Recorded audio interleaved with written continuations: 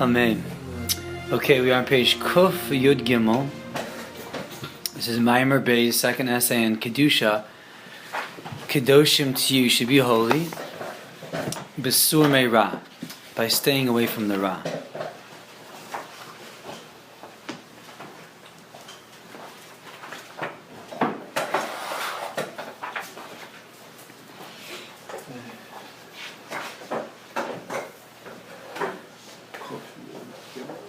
Kuf Yud Gimel. Letter Dalet.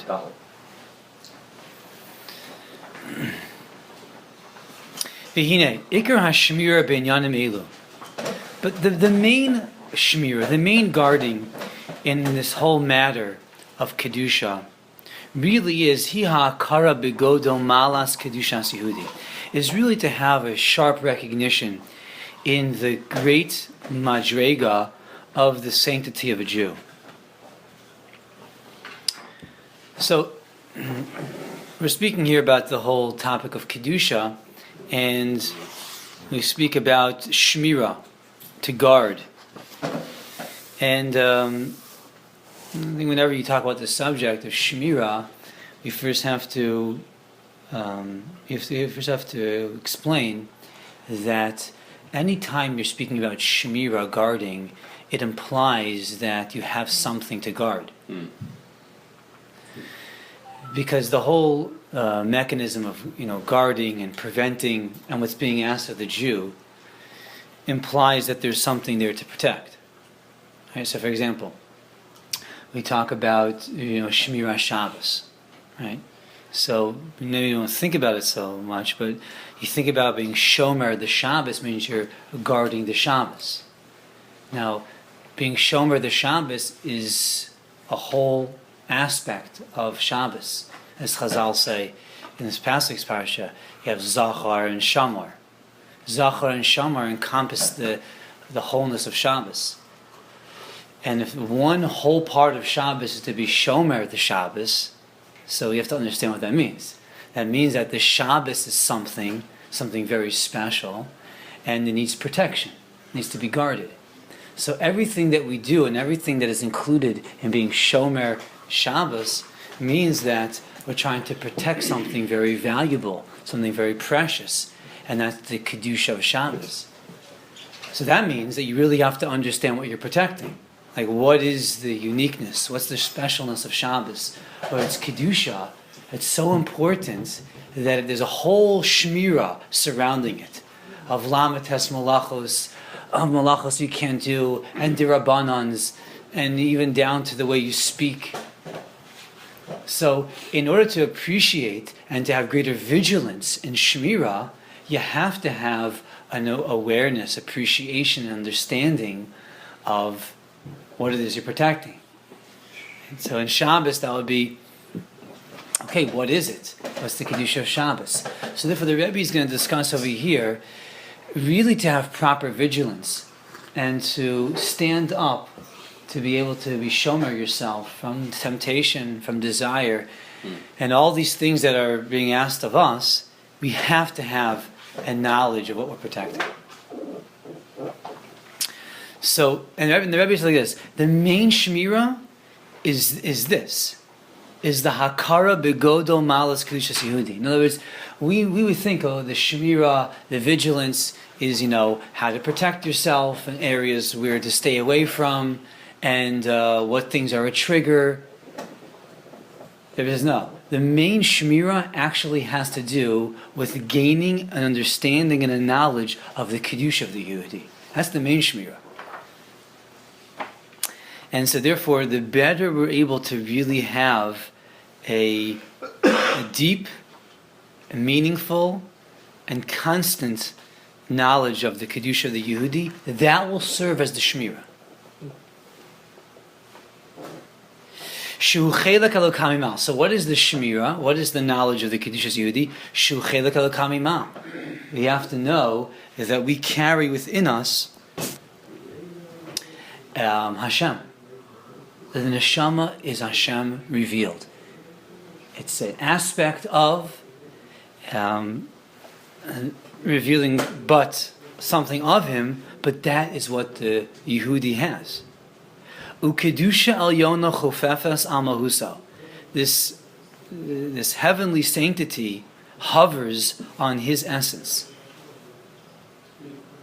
Imrak eino pogem b'kedushasa. If he will only not damage his kedusha. Sha'az hashchina hakadosha mistalakas himenu. Then the Shekhinah will depart from him. O commotion is tavinu v'yatem tiyuli mamlechas kohanim v'goy kadosh. As Hashem commands us, and you should be for me a kingdom of kohanim and a holy nation.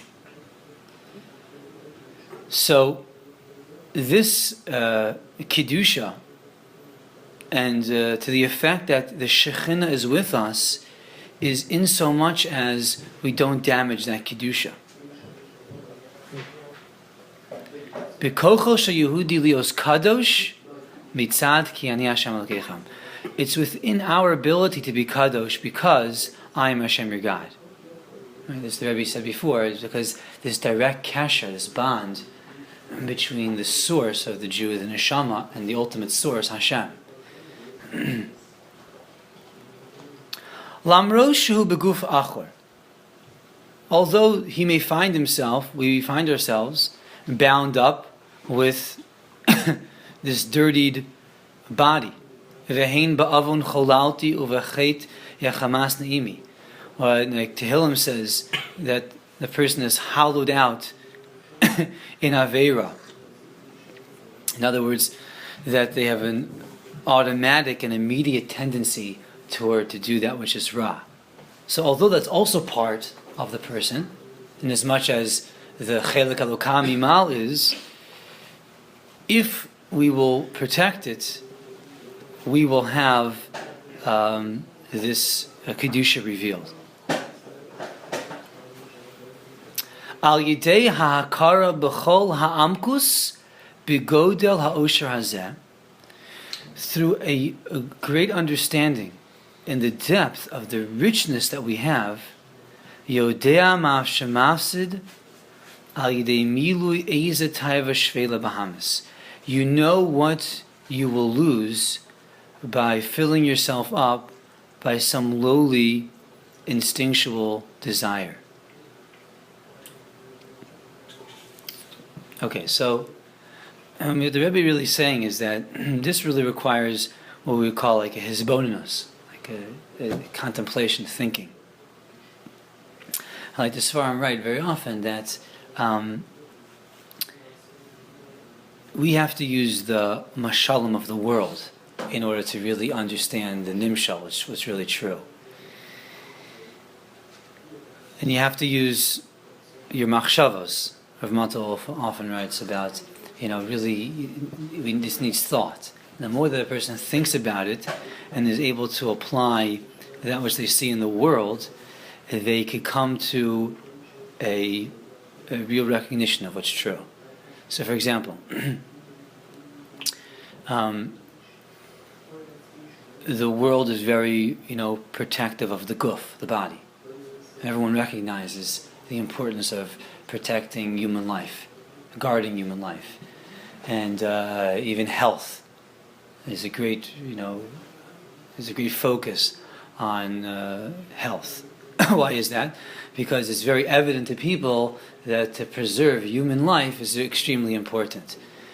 And therefore, the more we're aware of the dangers and the jeopardies that a person will encounter by unhealthy diet or by lack of being careful, then vigilance is raised and heightened, and there's more awareness, there's more safety put in, there's more messages put out there to protect, because we more realize the effects and the dangers of unhealthy diet. So the sharper that a person has an awareness of the Kedusha of the Neshama, and that which a person has with them, so they will then raise their vigilance of Shmira. But it requires really a hakara, right? It requires like real contemplation and thinking about what this is, how unique it is, and what happens when you, in a sense, sell it away. In other words, what's the effect of filling up the desire? What happens to the neshama and to the hergish, the special feeling that we can feel? It's a sign to us of that closeness. As like Rav Malta writes, that to have a hergish biyadus, to have a feeling in Yiddishkeit, depends on the yesod. I spoke about last week. That hergish is just a sign of the closeness. So in a sense, like Hashem gives us the gift of feeling the closeness, that's only an indication of that truth. In other words, that we have a great closeness to Hashem, that's a truth, that's a given. That we can feel that's a gift from Hashem. But that heritage very much depends on the protection. When we protect it, so then we have the heritage, the feeling.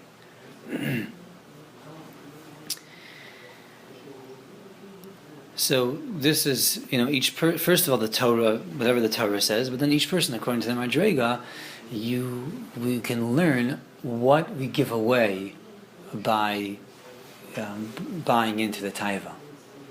What happens to the feeling of the kedusha.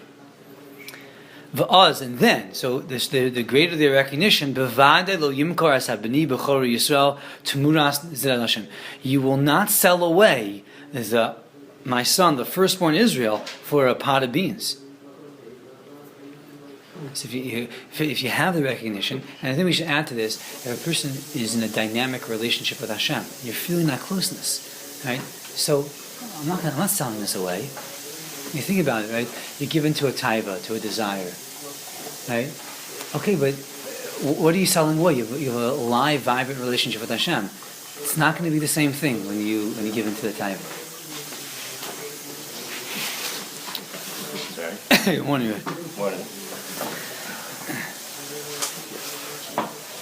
This is a teaching that the Rebbe has brought numerous times. It's such a beautiful teaching from the Saba Kaddish of Slanim. From the Pasuk in Mishlei, it says, Musar Hashem b'ni al timas. Shlomo says, the Musar of Hashem, my son, don't be disgusted in. Hashem gives Musar, right? So, like it says in Mishlei, right? Al tochach leitz. Don't give Musar to a person that's a leitz. It means he's not serious. He's not serious and doesn't take with a great seriousness avodas Hashem. Right? They don't really people that don't appreciate it and they just laugh at it. Don't give this person muster. It says, give muster to the chacham, and he will love you. The person that it's a chacham, it's aware and is humble, right? That person you give muster to, and he will love you, right? Because he's in pursuit of the emes. So again, like the muster, like the Gemara says, it's giving muster. Giving muster really means drawing a person to the emes, right? Muster means to move away. To draw him to the emes is not a simple thing, because it runs up right against the person's ego. And the Gemara says, even then it says, who knows? Even in our generation, we don't have the power to give tochacha, to give muster. We're not able to do it. It requires a very, very delicate and sensitive way, because the muster is like emes, and when emes hits us, especially if it hits us in a personal way, it's not easily accepted. And that's what Mishlei is about. So Mishlei says, listen, the muster of Hashem, my son, don't be disgusted in it. You're going to hear muster, you're going to hear words of emes. They're trying to draw you. Don't be revolted by it. Like, I can't stand that. It's not for me. That's too hard. So that's the message that Mishlei says directly, and it's really the whole sefer. So the Saba Kadisha, he turned the words differently. Beautiful. So yes, Musar Hashem, HaMusar Sha'Kadosh Baruch Hu Omer LiYehudihu, the Musar that Hashem says is B'ni, my son. You are my son. Hashem's Musar is, you're my son. Harei ata ben HaMelech, you're the son of the king, you're the prince. Therefore, alecha lo lema'is atzmecha b'taivos b'hamios. You should not make yourself disgusting in giving into instinctual drives. So there's a Saba Kedisha which translates Musar Hashem. You know what the Musar of God is? Bini, you're my son. Hashem's Musar is, you're my son. Altimas, don't make yourself disgusting. So Hashem's Musar is, you're my son. Right? You're a prince. You're a prince. Don't make yourself disgusting. Right? So, for example, a person that sees himself as nobility, right? They're the president's child. You walk around with a certain posture. You're nobility. You're important. So therefore, there's certain things that it's not proper. Right? You don't do. Why? Because you constantly walk around with this awareness. I'm the king's son. You know what I'm saying? I'm part of the royal family. I don't do that. So Hashem Musar is Bini, you're my son. A Yehudi is a son of Hashem. Altimas. Don't make yourself disgusting.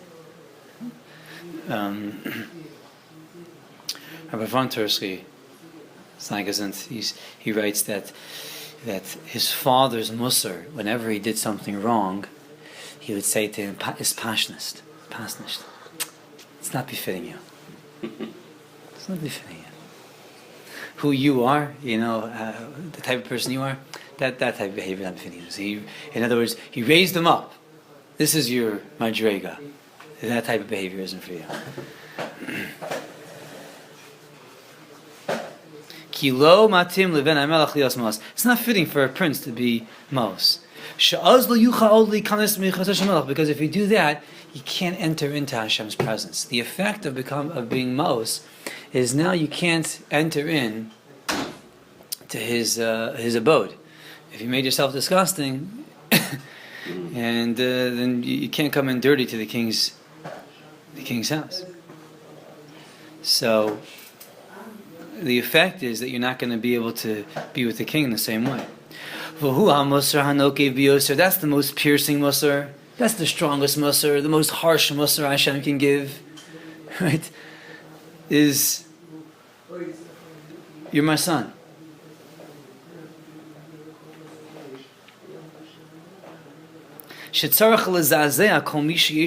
That has to shake up anyone that has a Jewish heart. Woe is to the son that's exiled from his father's table. So the sharpest, most penetrating, piercing musar is Gevalt. You're my son. Like, how could you do that? You know what's going to happen to you? So the Rebbe says, this is really a main catalyst of why a person will fall into taiva, and to lowly sorts of instinctual taiva. Because they don't really know how to properly evaluate, and they don't live with the value of the kedusha that one has.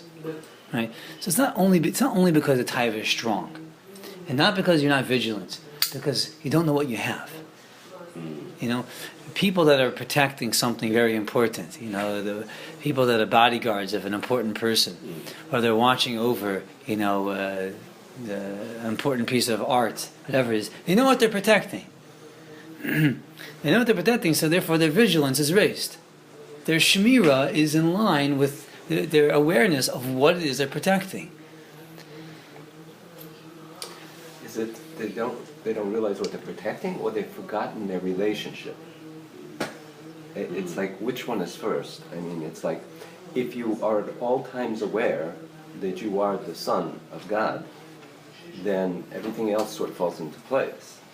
If you forget and you say, I'm just out here on my own, I'm an individual, separate entity, and then everything else sort of like now becomes allowable. So, I'm just... Which comes first, chicken or the egg? You mean the knowledge of the Do you have to remember your relationship, like that you're the son of God, that you're the prince, and if you do that, then you don't come to folly, or is it that you remember the relationship, but you forget what you're supposed to be guarding? You forget what you're supposed to be guarding. No, I think if a person knows, he knows what it is. In other words, that's sort of built into the thinking of the person, into what the kedusha is. Then it is what you're protecting. Now that knowledge, you can have a certain hislahavus when we sort of fall out of the relationship. Like if we stop thinking about Hashem, or that kasher is not alive, so then we have a complete hislahavus, or our das is removed from what it is. So it depends on having that, vibrant relationship. It depends on that. If it's not vibrant, so then our das is not on it. So then, we're not thinking about, that which we have. So it's got to be the yesod of the whole thing is that you have to have that clear thought all the time, that machshava, that you are the son of God, that you have this relationship, and then everything else falls into place. You just wouldn't disgrace the relationship. Exactly, and then the more the stronger that's impressed, we impress it on ourselves, and the more alive that yachas, that relationship is, so then these things don't carry the same temptation. So that's important. In other words, you have to recognizing the temptation that's there, but the temptation is dulled in the face of the live and vibrant relationship with Hashem and understanding of the Kedushas Yehudi. It's like when Yosef saw his image of his father. He remembered where he came. He remembered where he came from, and he was reminded. So he ran away. I mean, it's if you have to always have the image, that you're Hashem's son, the son of Hashem.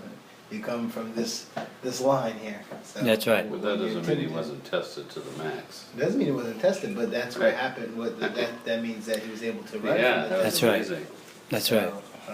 It's that doesn't mean that you're not going to be tested because you remember the thing. It means that you'll possibly have the strength to not go through with what you're being tested with. That's right. So in other words, when the main catalyst, when a person falls, is that he doesn't know how to really properly appreciate the Kedusha and how you'll lose your world by doing that. Now, what's the effect of it? There's an effect of all things. Just like a trained athlete knows the effect of what it means to fall out of routine, what it means to give in to a desire, or, not to be on top of his game. He'll feel that. He's going to feel the effects of that. That difference is a true outcome of a lack of vigilance. Same thing. The lack of shmirah and the giving in has an effect on that relationship. U'kamosha sipa Harav HaKadosh Harav Baruch Mimezhebez Zechus Yagin Aleinu. Baruch of Mezhebez was the grandson of the Baal Shem Tov. Shenasa Pamachas Im Adoni Zekeno Kodesh HaKadoshim HaBaal Shem Tov. Zechus Yagin Aleinu. One time he was traveling with his grandfather, the holy Baal Shem Tov. V'hayu Eitzel Nasich Goy Echad. And they were in the company of some important non-Jew. He knew the Besht as a doctor. The Besht was a healer. And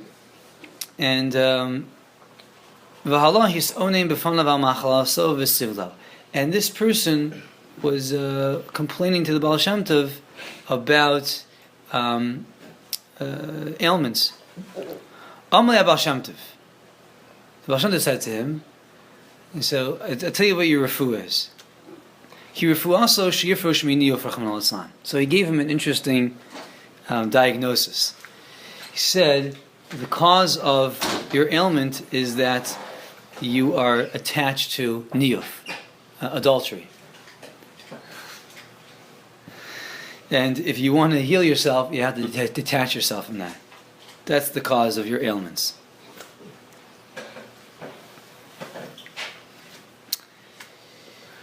Shalu hanasich, so this important non-Jew asked him, Hayim ata kein yachal lifrosh mizeh, are you able to detach from it? So, but the Baal Shem Tov said, Ani kvar zakim, I'm already an elderly person. In other words, no, it's not really a test for me anymore because it's not in the range of my taivos. So, Harav HaKadosh Baruch sha'alas besh zechasi aleinu. So Rabbi Baruch asked him, Lam lo amarta lo ki ani Yehudi v'za'aslan. Why didn't you say to him that, well, I'm a Jew and I can't do that?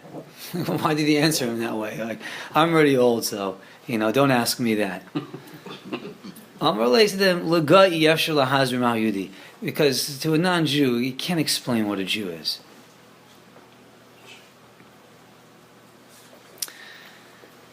So that was the best answer. I'm not going to go there because it's not something that's really going to have an understanding. To appreciate that, you really have to appreciate the inner spiritual emes of what a Jew is. Okay, so V'amar Rav HaKadosh Rav Baruch. So Rav Baruch said on the story like this: Zikeni Amar, my grandfather said, Ki l'gai yefshel lahazir ma'al erech Yehudi. Can't explain to a non-Jew what really is the level, the madrega of a Jew. V'ani Amar, and I say, Ki gam liYehudi yefshel lahazir ma'al Yehudi. I say, even to a Jew, you can't explain what a Jew is.